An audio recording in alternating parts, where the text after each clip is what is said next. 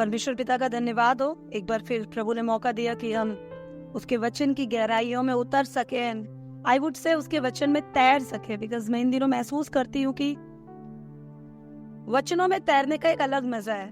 जानते हैं सबसे बड़ी खास बात, आप जितने भी गहराई में उतरते जाए आपका दम नहीं घुटेगा, आप डूबेंगे नहीं। पानी में आप डूबेंगे और आप खत्म हो जाएंगे। वचन में जितना आप डूबते जाएंगे उतना आप जीते जाएंगे। It will increase life in you, वो आपके अंदर जीवन को बढ़ा देगा। सो आइए हम उसी ताकत के लिए एक बार फिर से प्रभु के वचन की ओर जाएं। हम पढ़ेंगे आज के अपने सेशन में पहला पत्रस 3 अध्याय उसका 8 से लेकर 12 वचन तक। अतः सबके सब एक मन और कृपा में और भाईचारे की प्रीति रखने वाले और करुणा में और नम्र बनो। बुराई के बदले बुराई मत करो और न गाली के बदले गाली दो, पर इसके विपरीत आशीष ही दो, क्योंकि तुम आशीष के वारिस होने के लिए बुलाए गए हो। क्योंकि जो कोई जीवन की इच्छा रखता है और अच्छे दिन देखना चाहता है, वे अपनी जीभ को बुराई से और अपने होठों को छल की बातें करने से रोके रहे। वह बुराई का साथ छोड़े और भलाई ही करे। वह मेल मिलाप को ढूंढे और उसके यत्न में रहे। क्योंकि प्रभु की आंखें धर्मियों पर लगी रहती है और उसके कान उनकी विनती की ओर लगे रहते हैं, परंतु प्रभु बुराई करने वालों के विमुख रहता है। आइए हम प्रार्थना। महान सामर्थी जीवित दयालु परमेश्वर पिता, प्रभु आप हमें एक आदर्श मसीह बनने के बारे में पिता जब सिखा रहे हैं, तो प्रभु जब आप हमें अधीनता के बारे में सिखा रहे हैं, प्रभु जब आप हमें अपने आचरण को सुधारने के बारे में सिखा रहे हैं, प्रभु जब हमें यीशु मसीह के पद चिन्हों पर चलने के लिए सिखा रहे हैं, प्रभु तो हम मांगते हैं सीखने वाला एक नम्र मन दे परमेश्वर। मुझे मेरे आत्मिक आंखों और कानों को खोल प्रभु, और होने दे परमेश्वर आपके वचन में प्रभु जब हम डूबते हैं तो प्रभु जो जहां कहीं आप ले जाना चाहते हैं प्रभु वहां हम जाएं। जो कुछ आप समझाना चाहते हैं वो हम समझे, और ये सब बातें सीखने का मकसद प्रभु ज्ञान इकट्ठा करना ना हो प्रभु, पर इन सब बातों को सीखने का केवल एक ही मकसद हो प्रभु, कि हम यीशु के समान उसके स्वरूप में बनते चले जाए परमेश्वर, ताकि प्रभु जो हमें देखे वो यीशु को देखे प्रभु। और संसार जब हमारे चाल चलन को देखे प्रभु, तो हमारे बदले मनुष्यत्व को देखकर, नए जन्म को देखकर परमेश्वर आपके दिन प्रभु, आपके आने के दिन प्रभु, आपके विजिट के टाइम प्रभु वो आपकी महिमा करने पाए। आप बढ़ते जाएं और हम घटते चले जाएं। यीशु के नाम में मांगते हैं, आमीन। तो अब तक हमने देखा परिवार को, समाज को, कामकाज के क्षेत्र में हमें कैसे व्यवहार करना है, हस्बैंड और वाइफ और हस्बैंड एक दूसरे के साथ कैसे रहना है। आज पतरस एक एंगल और आगे बढ़ गया, और अब पतरस लेकर आ गया हमें विश्वासियों के साथ। हम कहते हैं दीप तले अंधेरा, हम सारी दुनिया में रोशनी फैलाने लगते हैं और हम भूल जाते हैं कि जिनके साथ प्रभु ने हमें जोड़ा है उनके प्रति हमारी बहुत जिम्मेदारी है, बहुत बड़ा उत्तरदायित्व है। और आपको पता है बाहर तो बड़े बड़े एग्जाम्पल सेट कर लेते हैं, सरकार के सामने एक बहुत जिम्मेदार नागरिक हम बन जाते हैं। हम अपने पति या पत्नी के सामने सीख कर, क्योंकि उसी से हमारी रोटी चलनी है, उसी से हमारी जिंदगी चलनी है, वही हमारी सेफ्टी सिक्योरिटी है, तो प्रभु की अधीनता से कहो या लालच से कहो हम बना कर रखते हैं। पर अक्सर मसीह लोग बिगड़ जाते हैं जब उनको मसीह लोगों के साथ व्यवहार करने की और मसीह लोगों के साथ कलीसिया में रहने की बारी आती है। तो आज का वचन बेसिकली हमें बताता है कि कैसे हम कलीसिया के लोग, कलीसिया मतलब प्रेयर फाउंडेशन चर्च नहीं, कलीसिया मतलब केवल डिवाइन गॉस्पल चर्च नहीं, कलीसिया मतलब केवल असेंबली ऑफ गॉड नहीं, असेंबली ऑफ बिलीवर चर्च नहीं, या ब्रदरन चर्च नहीं, या बैप्टिस्ट चर्च नहीं। कलीसिया मतलब एक कांग्रेगेशन नहीं। कलीसिया जब प्रभु कहता है तो प्रभु का मतलब है इस पूरे संसार में, आसमान के नीचे यीशु मसीह पर, उसके क्रूसिफिकेशन पे, पिता पुत्र पवित्र आत्मा पे, परमेश्वर की उपस्थिति पे भरोसा रखने वाले, सुसमाचार पर भरोसा रखने वाले, यीशु के आने का इंतजार करने वाले मसीह लोग मिलकर एक कलीसिया को बनाते हैं। हमने कांग्रेगेशंस बना रखी है, बट प्रभु की एक ही बॉडी है और वो सारे संसार के विश्वासियों को उसी में देखता है। तो आज प्रभु मुझे और आपको सिखाना चाहता है कि जब तुम आपस में मसीह भाई बहनों के साथ जिन्हें प्रभु ने तुमसे जोड़ा है, जब उनके साथ व्यवहार करते हो तो तुम क्या ऐसा करो कि तुम्हारी अधीनता को देखकर, आपके चाल चलन को देखकर अन्य जाति, 2 अध्याय 12 वचन, अन्य जाति जो आपको कुकर्मी जानते थे, आपके बदले हुए चाल चलन को देखकर वो प्रभु की महिमा कर सके। चाहे आप दबाए जाते हैं अपने मसीह भाइयों बहनों से, चाहे आप सताए जाते हैं, चाहे आपके साथ कैसा भी व्यवहार होता है, हम अक्सर बाहर तो बहुत अच्छे से डील कर लेते हैं बट अंदर हम फेल हो जाते हैं। And I tell you something, अक्सर एक बात हम डिस्कस करते हैं फैमिली काउंसलिंग के टाइम, या भाई बहनों की जब हम काउंसलिंग करते हैं, हस्बैंड वाइफ की काउंसलिंग करते हैं, तो एक अहम मुद्दा हम अक्सर चर्चा में लाते हैं और वो मुद्दा ये है कि आप बाहर चाहे कितना भी दिखावा क्यों ना कर ले, आपका असली व्यवहार, मेरा असली व्यवहार मेरे परिवार में प्रकट होता है।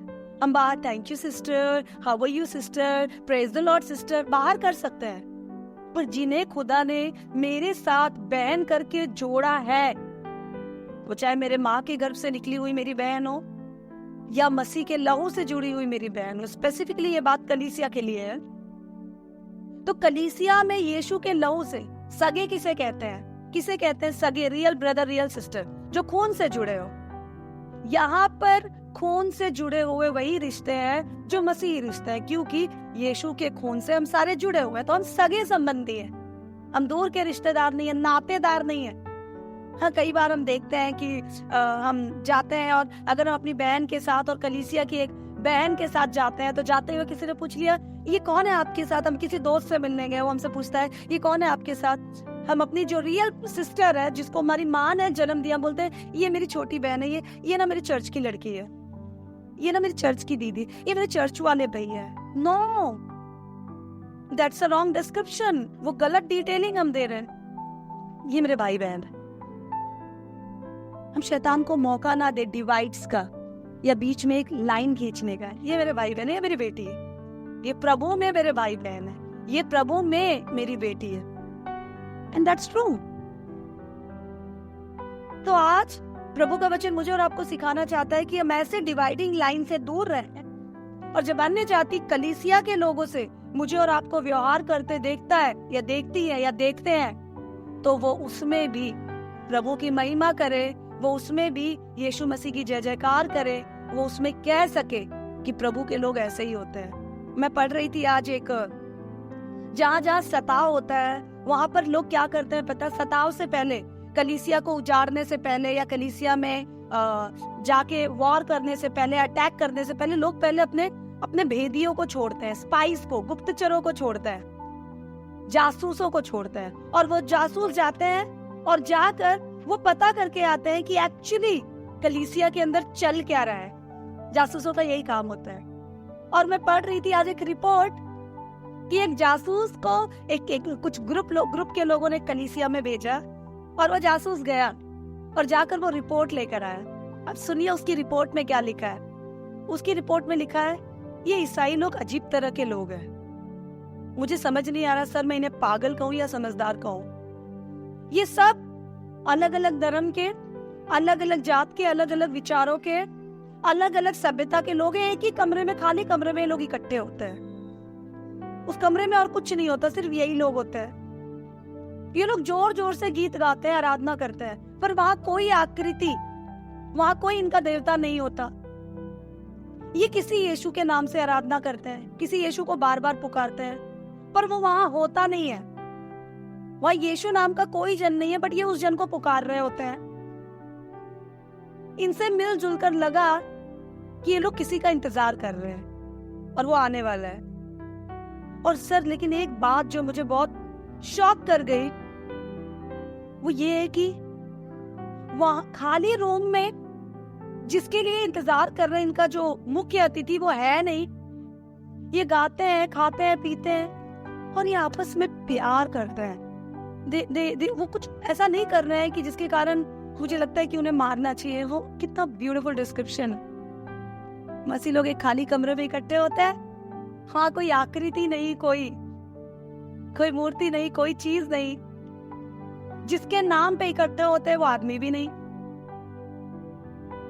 पर ये नाचते हैं, गाते हैं, कूदते हैं, उसका इंतजार करते हैं और इंतजार करते हुए एक दूसरे से प्यार करते?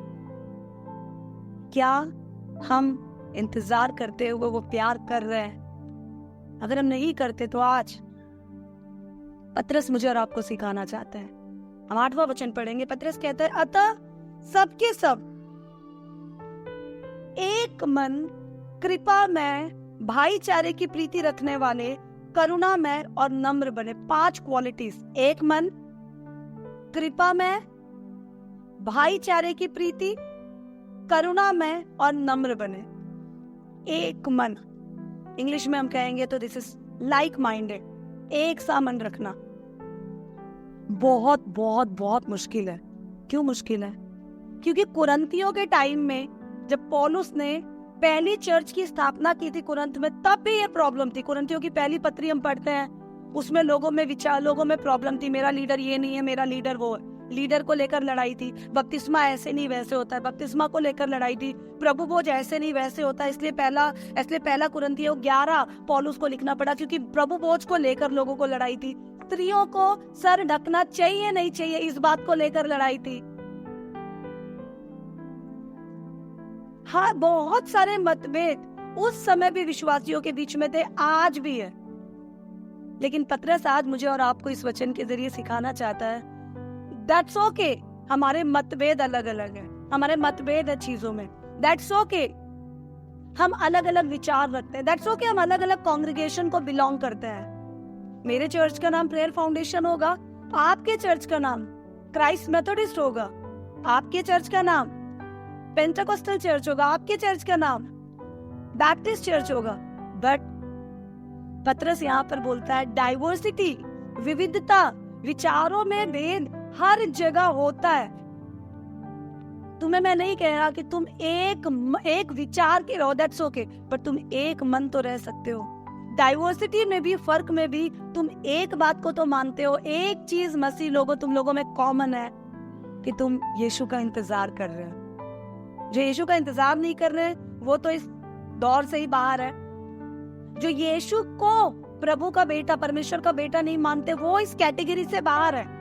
कल्ट ग्रुप्स की मैं बात नहीं कर रही हूँ। जो यीशु का इंतजार नहीं कर रहा है वो, उनको यहाँ पे पतरस इंक्लूड नहीं कर रहा है। जो भाईचारे मतलब वो जो मसीह में एक दूसरे के भाई बहन है, जो इस बात को मानते हैं कि यीशु हमारे पापों के लिए मारा गया, गाड़ा गया, जी उठा, दोबारा आने वाला है। यीशु के नाम में पापों की क्षमा मिलती है। एक परमेश्वर है जिसने यीशु को भेजा, यीशु चला गया, पवित्र आत्मा हमारी अगुवाई कर रही है और यीशु दोबारा आने वाला है।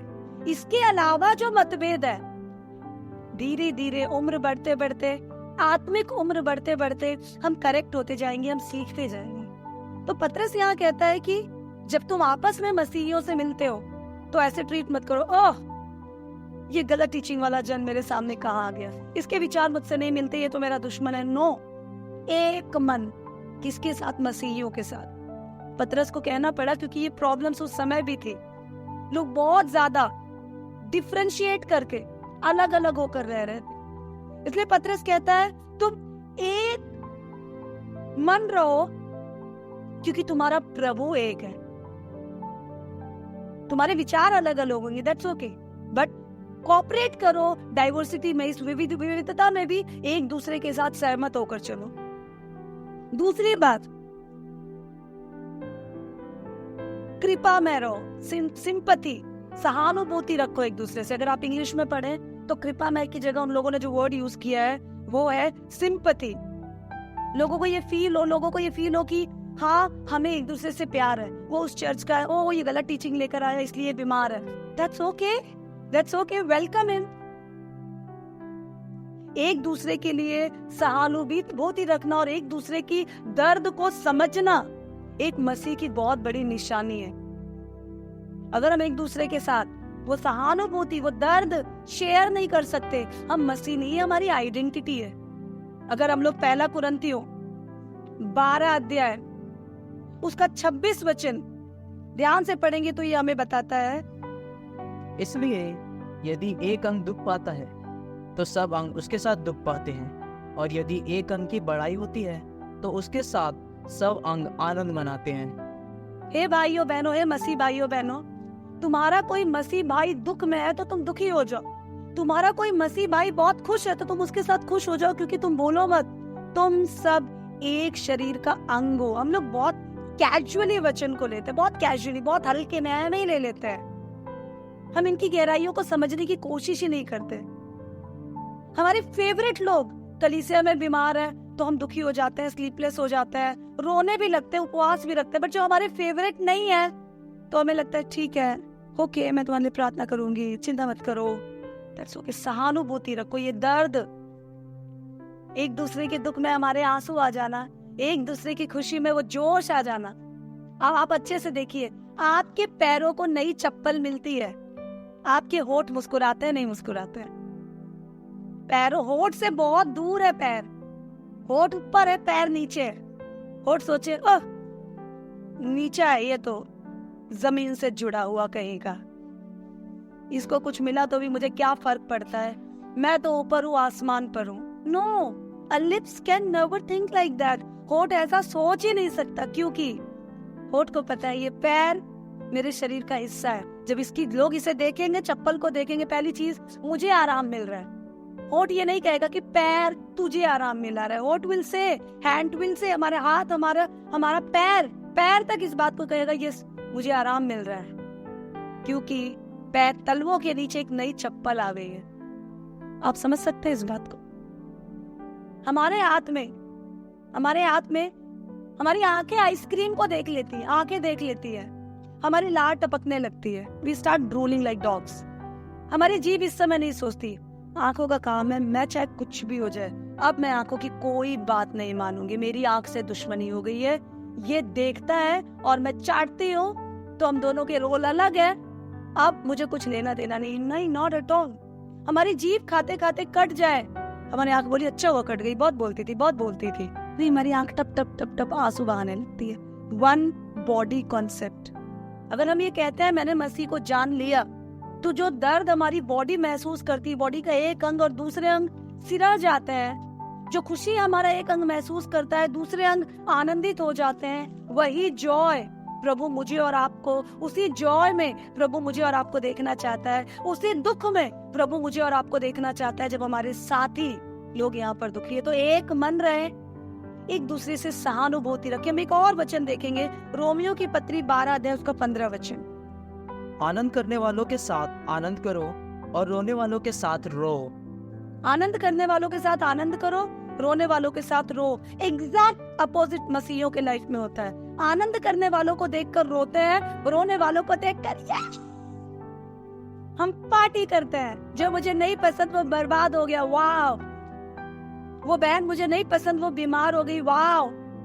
उसके बाद हम लोग कई बार दुआ भी करते हैं। हमारे अनफेवरेट लोग जिन्हें हम पसंद नहीं करते वो बीमार हो जाते तो हम कहते हैं ओ प्रभु उसने मेरे साथ बहुत गलत किया, पर तू उसे मारना मत प्रभु।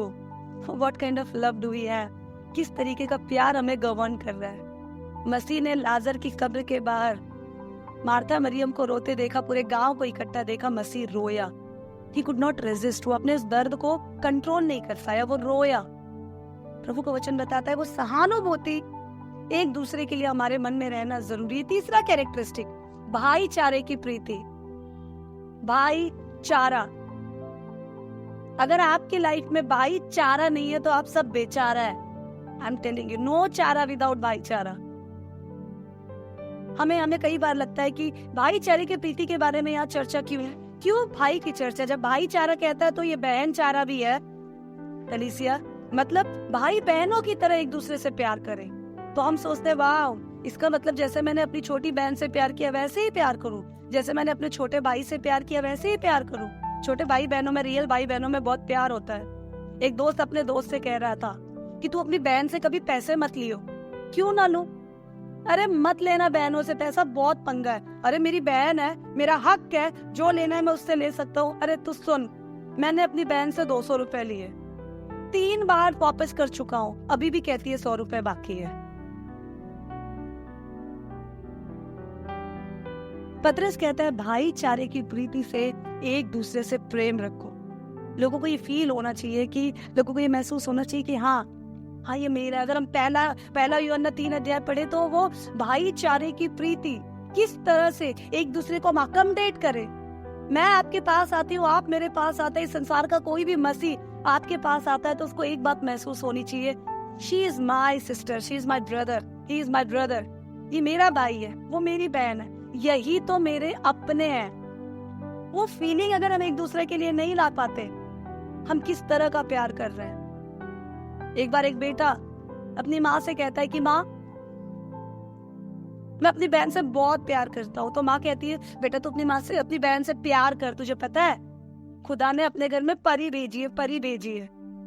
कुछ दिनों बाद बेटा कहता है, मम्मी आपने मुझसे झूठ बोला। मम्मी ने बोला, बेटा मैंने क्या झूठ बोला? आपने हमेशा से कहा था ना मेरी छोटी बहन परी है, मेरी छोटी बहन परी है। हाँ बेटा वो परी है।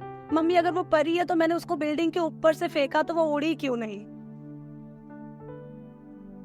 इस तरीके का टेस्टिंग लव हम ना करें, भाईचारे की प्रीति से प्रीति रखें।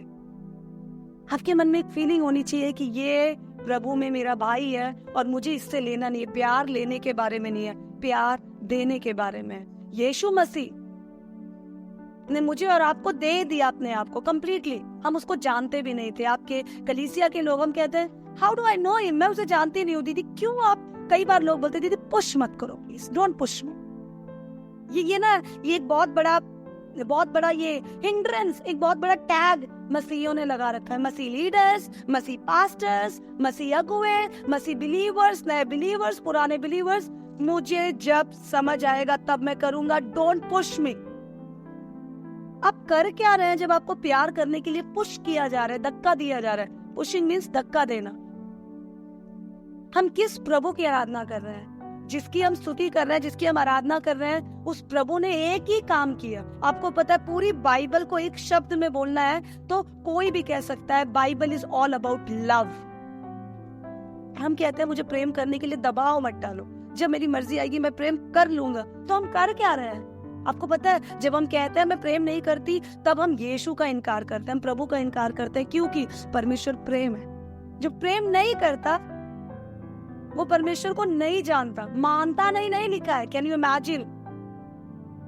He doesn't believe in God नहीं लिखा, he doesn't know God। अगर आप प्यार नहीं करते तो आप प्रभु को जानते तक नहीं हो। आप एक स्ट्रेंजर हो, एक अननोन हो, एक अनजान हो। भाईचारे की प्रीति से एक दूसरे से प्रीति रखो। अगर वो भाईचारे की प्रीति आपके अंदर नहीं है तो प्रभु की नजरों में आप एक अनजान है। अगला कैरेक्टरिस्टिक, करुणामय हो जाए। करुणामय, बी काइंड हार्टेड। हमें एक बात समझना बहुत जरूरी है, चर्च एक ऐसी जगह है जहां पर आने के बाद लोगों को एक बात महसूस होनी चाहिए, और ये मेरी और आपकी, संसार के हर एक विश्वासी की जिम्मेदारी है। चर्च मीन्स कोई बिल्डिंग नहीं, चर्च मीन्स आप और मैं। आप ये मत सोचिए कि आप घसीट के लोगों को आराधना की जगह पे लेकर आए और उसके बाद बोले पास्टर या लीडर अभी आपकी ड्यूटी, आप इनसे प्यार कीजिए और आप इनको बताइए कि आप इनका परिवार है, मैं इसका कोई हिस्सा नहीं हूँ। No, you and me, we are walking church. हम चलता फिरता प्रभु का मंदिर है। जो मुझसे और आपसे टकराता है अपने जीवन की राहों में, उनको एक बात फील होनी चाहिए that she is my family.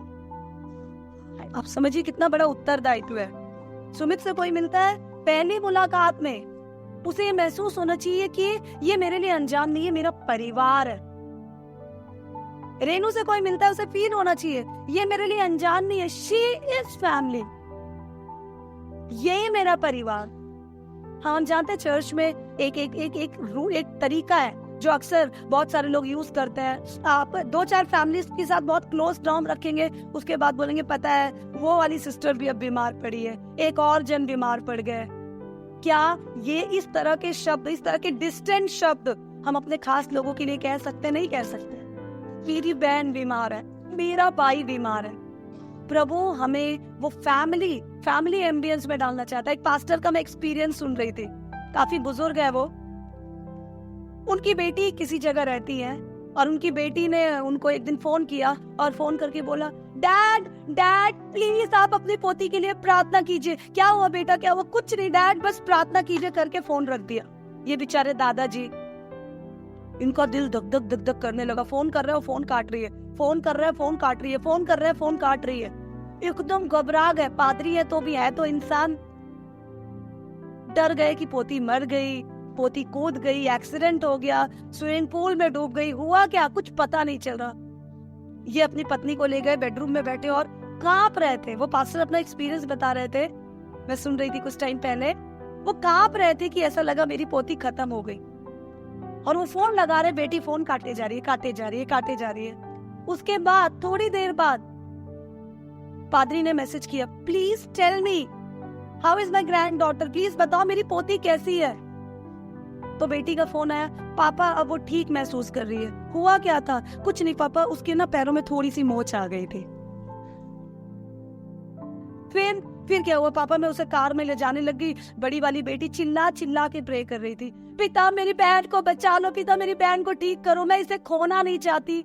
कुछ ऐसा नहीं लगा था कि वो खो जाती, बट अब अपने परिवार में टूट जाते हैं, बेचैन हो जाते हैं, डिस्टर्ब हो जाते हैं। ओवर रिएक्शन, ये इंसिडेंट बताना, इससे ओवर रिएक्ट इंसान कैसे करता है वो बताना मेरा मुद्दा नहीं। मेरा मुद्दा ये है, हम डिस्टर्ब हो जाते हैं, हम टूट जाते हैं जब हमारे परिवार की बात आती है। क्या हम अपने मसीह भाई बहनों के परेशानियों में ऐसे टूटते हैं? चाहे मैं हूं या आप, खुदा मुझे और आपको एक बात बताना चाहता है, वो करुणा, वो काइंडनेस क्या हमारे दिल में है? एक मन होना, कृपा में होना, भाईचारे की प्रीति रखना, करुणा से भरा हुआ एक दिल होना, ताकि जो आपसे मिले वो एक ही बात जाने की बस यही है वो मंजिल जिसके लिए मैं इतने साल से तलाश कर रहा था। मैं आपके बॉयफ्रेंड और गर्लफ्रेंड की बात नहीं कर रही हूँ, मैं संसार के लोगों की बात कर रही हूँ, जो आपके प्रेम को प्रकट करते देखे, आपस में एक दूसरे के साथ आपके व्यवहार को देखे, और वो न्याय के दिन, प्रभु के आने के दिन, प्रभु की उपस्थिति के दिन प्रभु के नाम की महिमा करे। नेक्स्ट, नम्र बनो।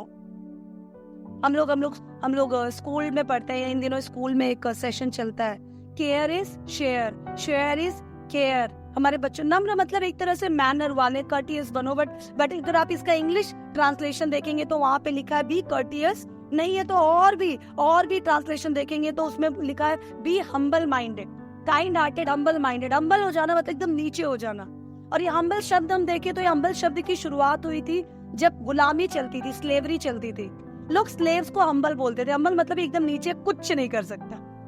आज प्रभु मुझे और आपको बोल रहा है, बी हम्बल माइंडेड, नम्र हो जाओ। नम्र एक सिंपल छोटा शब्द नहीं है, मतलब गुलाम हो जाओ प्यार में एक दूसरे के। कैन यू जस्ट इमेजिन, एक दूसरे के गुलाम हो जाओ। अपने बारे में सोचो ही मत, कितना नीचे आ सकते हो आ जाओ।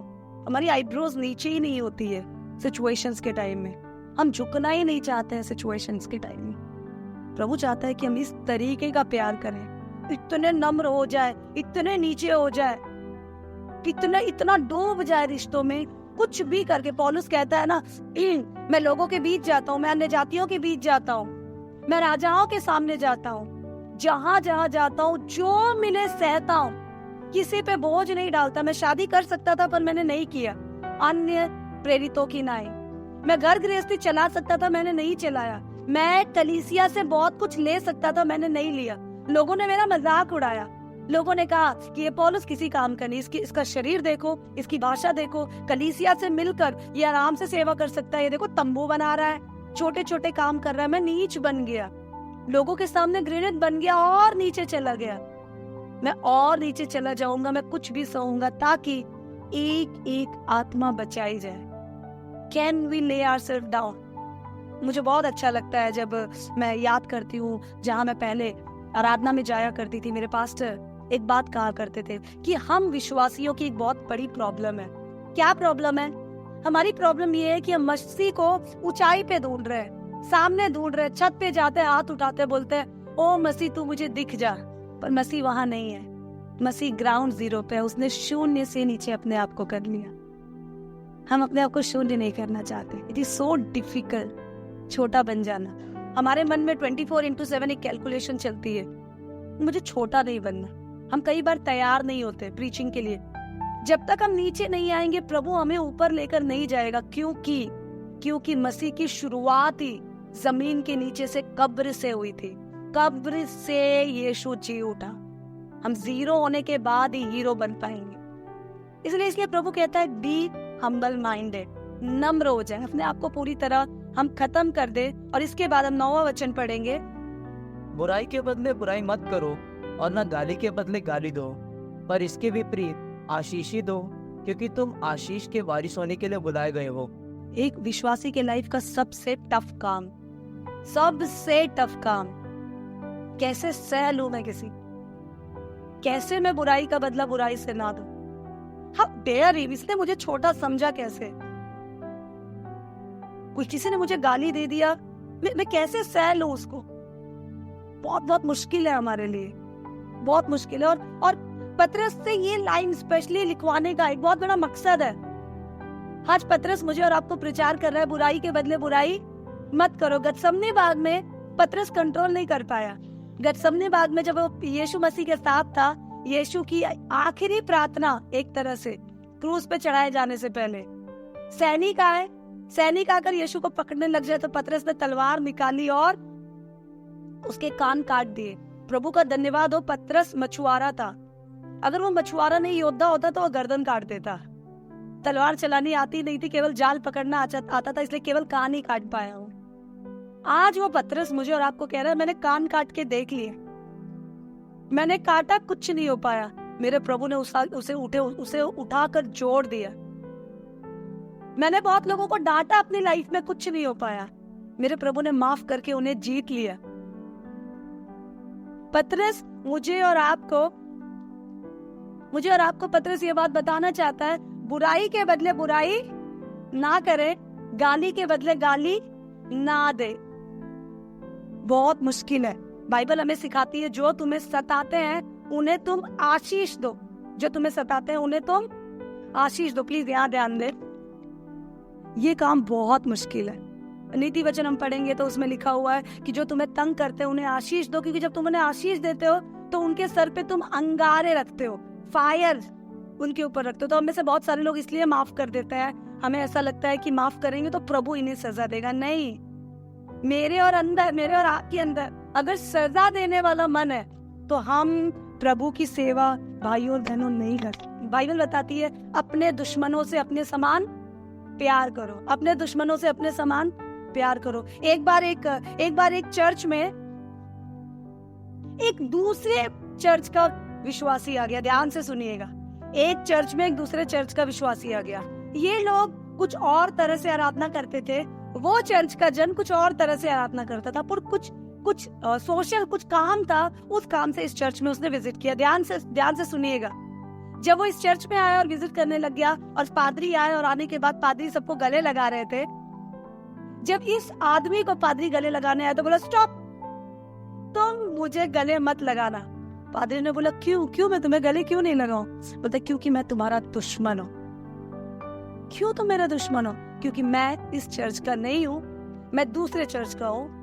तुम्हारे लोगों की रीतियों से हमारे लोगों की रीति नहीं है, तुम्हारे लोगों के रूटीन सा हमारे लोगों का रूटीन नहीं है, तुम्हारे लोगों के प्रार्थना के तरीके जैसा हमारे लोगों के प्रार्थना का तरीका नहीं है, तुम्हारे लोगों के चर्च टाइमिंग के जैसे हमारे लोगों की चर्च टाइमिंग नहीं है। We are enemies. पास्टर साहब आए और आने के बाद उन्होंने इस भाई को और जोर से गले लगाए और बोला, खुदा तेरा शुक्रिया अदा करता हूँ, तूने मुझे मौका दिया कि मैं तेरे कलाम को पूरा कर सकूं। कलीसिया पादरी को देख रही थी, ये पादरी क्या कर रहे हैं। फिर पादरी कहते रहे, आगे पादरी ने बोला, तेरा वचन बताता है अपने दुश्मनों से प्यार करो। प्रभु तूने आज मुझे मेरे दुश्मन से प्यार करने का मौका दिया। प्रभु मैं धन्यवाद देता हूँ इस प्यारे दुश्मन के लिए। प्रभु मैं दिल से अपने इस प्यारे दुश्मन को आशीष देता हूँ और मांगता हूँ प्रभु कि यह प्यारा दुश्मन प्रभु तुझ में मैं जीत लूं। और आपको पता है, 1 साल बाद ये जो जन पादरी को कह रहा था मुझे गले मत लगाना, मैं तुम्हारा दुश्मन हूँ, ये जन उसी कलीसिया के स्टेज पे खड़े होकर 1 साल बाद प्रभु के वचन का प्रचार कर रहा था। प्रभु का वचन बताता है, गाली के बदले गाली मत दो, ये संसार भी करता है। बुराई के बदले बुराई मत करो, ये संसार भी करता है। और अगर तुम्हें अपनी जिंदगी में शांति चाहिए, पीस चाहिए, तो एक आसान तरीका है, और वो आसान तरीका ये है, जो तुम्हें तकलीफ देते हैं ना उन्हें आशीष दो। ऐसे नहीं बस प्रभु तू देख लेना, प्रभु तू देख लेना। कुछ लोग कहता है, मेरा सबसे फेवरेट वचन है भजन संहिता में जब दाऊद कहता है मेरे दुश्मनों के दांत तोड़ डाल। कुछ लोग बोलते हैं यस प्रभु ने मुझे सिखा दिया, मुझे परमिशन मिल गई, मैं तोड़ डालूंगा। नो, प्रभु का वचन बताता है कोई तुझसे कुर्ता मांगे तो 2 और भी दे। बुराई के बदले बुराई मत कर, इससे बुराई ही निकलेगी। Are you getting my point? प्रभु ने हमें प्यार करने के लिए बनाया, बट कई बार नहीं होता है। उसका आसान तरीका मैं बताती हूँ। जो आपको तकलीफ देते हैं उनके लिए सबसे ज्यादा प्रार्थना करो, उनकी बर्बादी के लिए नहीं। आपको पता है हमारा विरोध करने वालों की सबसे बड़ी सजा क्या है? आप मसीह है और आपका कोई विरोध कर रहा है, उसके लिए इस दुनिया की सबसे बड़ी सजा है वो भी मसीह बन जाए। पर वो मसीह तब बनेगा जब आप उसे आशीष देकर प्रार्थना करेंगे। उससे दो फायदा होगा, उसका मन नम्र होगा, आपके अंदर की कड़वाहट खत्म होती जाएगी। प्रभु का वचन बताता है, प्रभु का वचन बताता है इस बात। अगर हम चाहते हैं हमारे मन से कड़वाहट खत्म हो और वो जन भी प्रभु से, वो जन भी बदल जाए, तो एक ही तरीका है, हम उसके लिए प्रार्थना करें। सारी दुनिया को परमेश्वर के हाथ चलाते हैं, पर परमेश्वर के हाथों को मसीहियों की प्रार्थनाएं चलाती है। प्रे फॉर योर एनिमीज, अपने दुश्मनों के लिए दिल से प्रार्थना करें। आप प्रार्थना करेंगे, आप उन्हें आशीष देंगे। हर पल वो जितना सताते जाते हैं उतना प्रार्थना करते जाए और कहे प्रभु में से आशीष दे, मैं दिल से इसे प्यार कर। आपका प्यार उसे बदल देगा, क्योंकि बाइबल 1 कुरिन्थियों 13 अध्याय 8 वचन में एक बात बताता है, प्यार कभी टलता नहीं है। इंग्लिश में आप पढ़ेंगे तो लिखा है love never fails, love never falls, love never ends. प्यार कभी हारता नहीं। पर प्रभु कहता है मैं और आप चेक करें, क्या हम प्यार कर रहे हैं? Are we really loving? हम प्रेम नहीं कर रहे हैं तो हम सीख जाए कि सारा संसार मुझे और आपको देख रहा है। जब वो मुझे और आपको देख रहा है तो क्या वो एक मन होता हमें देख रहा है? जब वो मुझे और आपको देख रहा है तो क्या कृपा हमारे अंदर देख रहा है? क्या वो भाईचारे की प्रीति हमारे अंदर देख रहा है? क्या वो करुणा हमारे अंदर देख रहा है? क्या वो नम्रता हमारे अंदर देख रहा है? क्या अपने सताने वालों के लिए दिल से आशीष देने वाले उस नेचर को, उस प्रवृत्ति को प्रभु आपके अंदर मेरे देख रहा है? अगर नहीं देख रहा, संसार नहीं देख रहा, तो हमें बहुत जरूरत है हम अपने आप को जांचे, दूसरों को ना सिखाए प्यार कैसे करना, खुद सीख जाए। Because God will take account of my own conduct. प्रभु मुझसे मेरे खुद के कामों का लेखा लेगा। कहीं ऐसा तो नहीं हम सांसारिक परिवार में उलझे हुए हैं और भूल गए बहुत सारे लोगों के लिए कलीसिया आने जाने वाली जगह है। हम आते हैं हफ्ते में एक दिन, मिलते हैं, जुलते हैं, देख लेते हैं कुछ काम है। जैसे हम ऑफिस जाते हैं, ऑफिस जाकर बोलते boss is there any work pending? कोई और काम बाकी है? हाँ ये काम बाकी है, finish this file and okay boss, finish file करके घर चले गए। परिवार में लोग ऐसे नहीं रहते हैं। परिवार में लोग नजर रखते हैं, खबर रखते हैं, पूरा करते हैं। कलीसिया हमारा परिवार है, वन बॉडी कॉन्सेप्ट, एक देह होने का वो जो कॉन्सेप्ट है वो कलीसिया है। और वो संसार के सारे विश्वासी है, किसी भी कांग्रेगेशन के हो, किसी भी ग्रुप के हो, किसी भी तरह के प्रिंसिपल्स को, डॉक्ट्रिन को वो फॉलो करते हैं, कोई फर्क नहीं पड़ता। सिर्फ ये देखिए क्या वो सुसमाचार पे यकीन करते हैं, क्या वो यीशु के आने का इंतजार कर रहे हैं, क्या वो प्रभु के वचनों पे यकीन करते हैं, उत्पत्ति से प्रकाशित वाक्य। थोड़े डॉक्ट्रिनल फर्क होंगे, प्रभु सही करेगा। मैं और आप परफेक्ट पैदा नहीं हुए, मैं और आप इम्परफेक्शन के साथ पैदा हुए, पाप में पैदा हुए।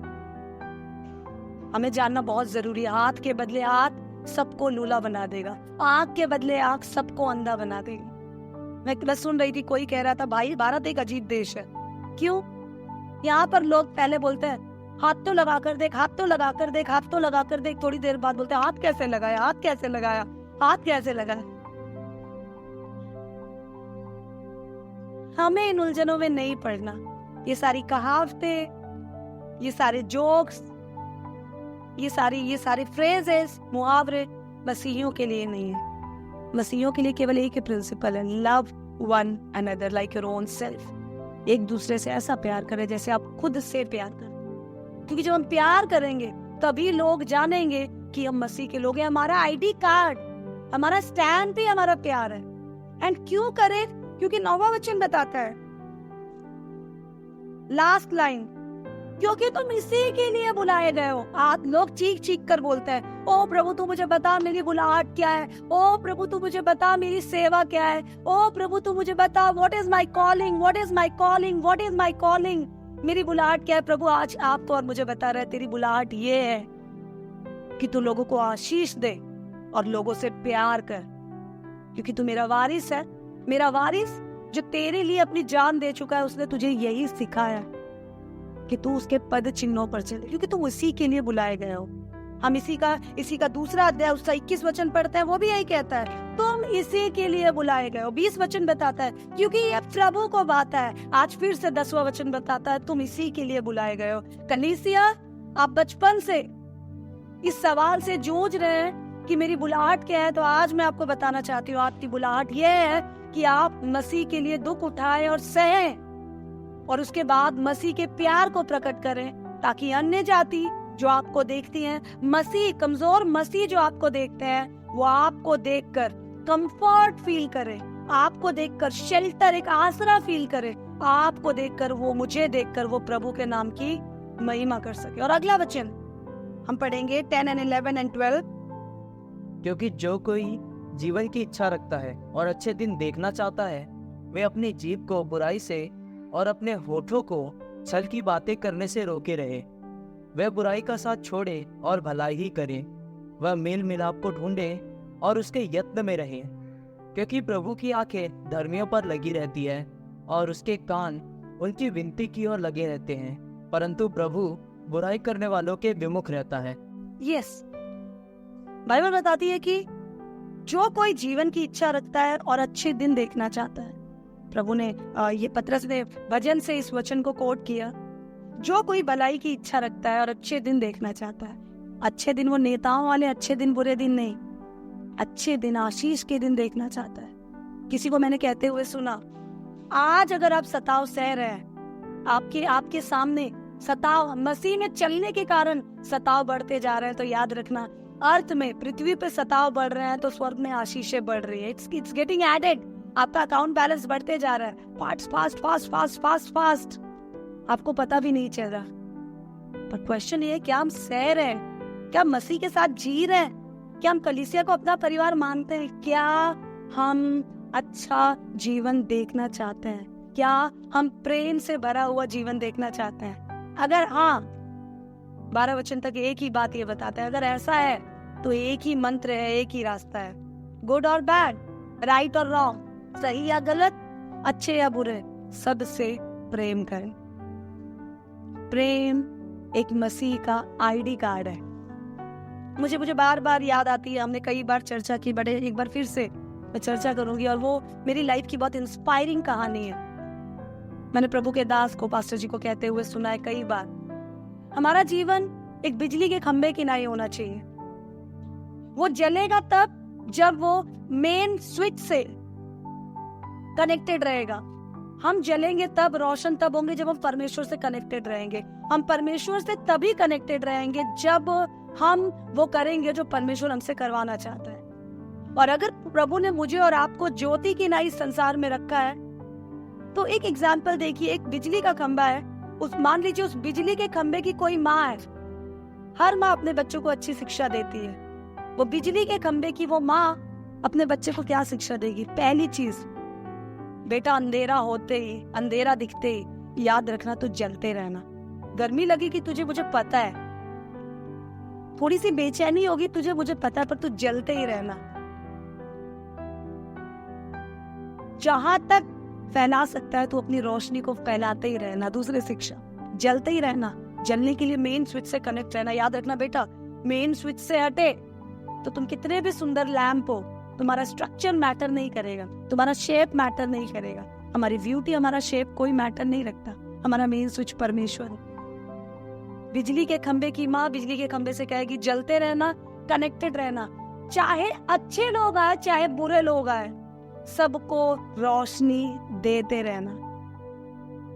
जो बुरे हैं उनके काम तेरी रोशनी में प्रकट हो जाएंगे, उनका न्याय न्यायी लोग करेंगे, तू न्याय करने मत बैठ जा। जो अच्छे लोग हैं उनकी तारीफ में सिमट मत जाना, उनमें घुस मत जाना। उसकी प्रशंसा और उसका रिवॉर्ड प्रभु देगा। उनके काम तुझ में प्रकट हो, तू न्याय करने ना लग जाना। हम और आप मसीह की ज्योति है इस संसार। मेरी और आपकी एक ही ड्यूटी, लव वन अनदर, एक दूसरे से प्यार करें। आपको और मुझे जो मिले वो कहे, यही आसरा है। मुझे बहुत अच्छा लगता है। मेरी लाइफ का एक पर्सनल कोट, मुझे ये फीलिंग है, मैं कितना कर पा रही हूँ मैं नहीं जानती, बट ये मेरी लाइफ का टारगेट है कि मुझसे मिलने के बाद इस दुनिया में कोई भी इंसान है मुस्कुराते हुए जाए। और मेरे जीवन का मकसद है जब भी वो मुझे याद करे, मेरे साथ बिताए हुए उस मोमेंट्स को याद करे, उस पल को याद करे, तो वो जन मुस्कुराते ही रहे। जब वो मेरी बातों को याद करे, वो एनकरेज्ड फील करे, उत्साहित फील करे। और जब वो गिरावट में हो तो उसके मन में एक बार फिर आए कि मैं जाके उस बहन से ही मिलूंगी। एक ही टारगेट है, लोग मसीह के प्यार को बहता हुआ मुझ में से देख सके। Do you have the same target? या हम कतराते हैं, या हम भागते हैं, या हम बचते हैं, या हम सिर्फ रोशनी की चाहत रखते हैं पर रोशनी देना नहीं चाहते? कलीसिया, मुझे और आपको समझना बहुत जरूरी है। बहुत बड़े मकसद से मैं और आप बुलाए गए। मेरी और आपकी बुलाहट, कॉलिंग ही यही है, हम दूसरों के लिए रोशनी का कारण बन जाए। आशीष देने वाले हो या श्राप देने वाले, हम आशीष ही दे, हम अपनी रोशनी ही बिखेरेंगे। सही या गलत देखकर हम अपनी ड्यूटी से हाथ नहीं खींच सकते। जो आपकी ओर आए वो प्रभु की ओर खींच जाए। जो आपको याद करे वो मुस्कुरा, आपके कहे गए जोक्स को याद करके वो ना मुस्कुराए, आपके दिखाए गए रास्ते को याद करके वो मुस्कुराए, क्योंकि वो रास्ता उसे प्रभु की ओर ले जाएगा। हम अपनी तारीफों के पुल, अपने जिंदगी के सफलताओं के पुल उसके सामने ना बांधे, हम प्रभु के कामों की चर्चाओं के पुल उसके सामने बांधे। मैं और आप उन लोगों के लिए ब्रिज बन जाए जो अभी भी अंधेरे में। इसलिए प्रभु मुझे और आपको सिखाना चाहता है, माफ करो, नम्र बनो, प्रेम करो, भाईचारा रखो, kind minded, big hearted, like minded, एक मन हो जाए। भेदभाव करने के लिए जब प्रभु कर सकता था, वचन बताता है भले बुरे दोनों पर वो अपनी रोशनी चमकाता। जब उसने भेदभाव नहीं किया तो मुझे और आपको किसी भी प्रकार का भेदभाव करने का कोई अधिकार नहीं है। इसलिए अजीजों, आज जब एक बार फिर से प्रभु ने मौका दिया तो ये इस बात पे मनन करे, ध्यान दे, क्या मैं एक अच्छे जीवन को चाहती हूँ? डू आई डिजर्व और do I need a good life? वचन बताता है जो कोई जीवन की इच्छा रखता है, अच्छे दिन देखना चाहता है, वो अपनी जीभ को बुराई से और होठों को छल की बातों से रोके रहे, बुराई का साथ छोड़े। हम किसके साथ खड़े हैं? भलाई का साथ पकड़े। भलाई करना केवल मसीह के काम में। मसीह को पकड़ ले, संसार की बातों को छोड़ दे, जुबान को केवल उसकी महिमा के लिए इस्तेमाल करे, आशीष दे। बुराई बोएंगे तो बुराई काटेंगे। मुझे बहुत अच्छा लगा, पिछले दिनों मैंने एक मैसेज पढ़ा, जो आज अभी आप काट रही हैं, याद कीजिए आपने कब बोया था। आप आज जो बो रहे हैं, सोचिए आप इसका क्या काटेंगे। That's very important. तो आइए हम भलाई की फसल को बोए, प्रेम की फसल को बोए, भाईचारे की फसल। हम समझ जाए कि मसीह, संसार भर के सारे मसीह मेरे शरीर का अंग है, मेरा परिवार है। उनके दुख में मेरा दुख है, उनके सुख में मेरा सुख है, कि और मुझे किसी भी रीति से उनको अपने इस परिवार में बनाए रखना है। क्योंकि जैसे नोहा को वो जहाज बचा पाया अपने परिवार के साथ, वैसे मेरे भाई बहनों को केवल कलीसिया बचा पाएगी, क्योंकि यीशु कलीसिया को लेने। Let's close our eyes. आइए अपनी आंखों को बंद करें और एक बार अपने मन में सोचे, क्या सच में हम जीवन की आशा रखते हैं, इच्छा रखते हैं? क्या हम भलाई को देखना चाहते हैं? अपनी आंखों को बंद करें और हम कुछ पल सोचे, हम क्या बो रहे हैं। स्वर्ग में बैठे मेरे पिता, आप पृथ्वी पर होने वाले हर एक कामों पे नजर रखते हैं। धन्यवाद देते हैं प्रभु कि आप मेरे पिता हैं। प्रभु, ना आप सोते हैं ना ऊँघते हैं। धन्यवाद देती हूँ प्रभु कि आप मेरी चिंता करते हैं। धन्यवाद देती हूँ प्रभु कि आप टकटकी लगाए मेरी ओर देखते हैं। आप मेरी चट्टान है, मेरा गढ़ है परमेश्वर पिता। धन्यवाद देती हूँ प्रभु इस वचन के लिए, इस समय के लिए। प्रार्थना करते हैं प्रभु की भाईचारे की इस प्रीति को रखना प्रभु, भलाई करना, बुराई के बदले भी आशीष देना प्रभु। वो परमेश्वर सबके लिए एक आसरा बन जाना प्रभु, तेरे और लोगों के बीच एक पुल बन जाना प्रभु, और प्रेम करने की जो बुलाहट है प्रभु वो करना प्रभु। मैं सीख जाऊं परमेश्वर। Lord teach me and reveal my calling. प्रभु आज इस वचन से मैं जान जाऊं प्रभु कि मेरी बुलाहट प्रेम करने के लिए है, मसीह का प्रेम प्रकट करने के लिए है परमेश्वर। मैं उसे प्रकट कर सकूं, जो मुझे तकलीफ देते हैं उन्हें मैं आशीष दे सकूं, अपने दुश्मनों से भी प्रेम कर सकूं, इस कदर प्रेम करूं कि प्रभु मेरा दुश्मन भी प्रभु तेरे प्रेम का गुलाम बन जाए परमेश्वर पिता। धन्यवाद देते हैं इस दिन, इस समय, इस वचन के लिए। मांगते हैं जितने लोग मेरे पिताजी इस वचन को सुनते हैं प्रभु, वो सब तेरे प्रेम के रंग में रंग जाए परमेश्वर, तेरे प्रेम के दरिया में डूब जाए पिता। और परमेश्वर जो आज तू हमें इन वचनों से सिखाना चाहता है, ना केवल हम सीख कर ज्ञानी हो प्रभु, पर वो सीख कर उसे अपने आचरण में ला सके प्रभु। हर एक जन जब इस वचन को सुनते हैं तो जहाँ जहाँ अपने जीवन में प्रभु वो चूक गए प्रभु, घुटने टेक कर माफी मांगने पाए प्रभु, और आज के आज प्रभु वो छुटकारा पाए, क्योंकि परमेश्वर पिता हमारे गुनाह खून के नाई लाल है तो भी प्रभु हिम की नाई श्वेत करने का सामर्थ और वादा प्रभु तूने किया परमेश्वर पिता। मांगते हैं परमेश्वर अपने वायदे को हमारे जीवन में पूरा कर प्रभु, और मुझे अपने प्रेम से भर, यीशु मसीह के नाम में मांगते हैं, आमीन।